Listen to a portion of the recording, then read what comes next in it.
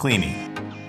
One of the biggest advantages of the Python is that you don't need to stop it during operations to clean it. But we do recommend cleaning it after a day's work. It's easy. We find that a stiff brush works nicely to remove flour from the meshes. Remove meshes from the Python, lay on a clean surface, and brush excess flour off. Then use Tom's organic resin remover or stainless steel cleaner to remove all the residue. To clean the mainframe, a shop vacuum works nicely and can be used to reach the bottom of the mainframe and feeder. We recommend using a dedicated vacuum and sterile bags. Don't forget to wipe down the rubber rotating wheels inside of the Python.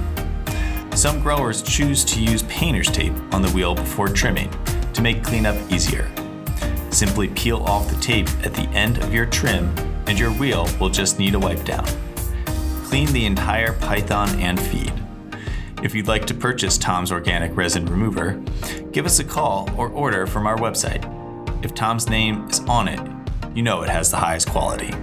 Happy trimming, and again, congratulations. You can follow us to stay connected on Instagram, Facebook, and YouTube. Or just pick up the phone. We're here for you every step of the way.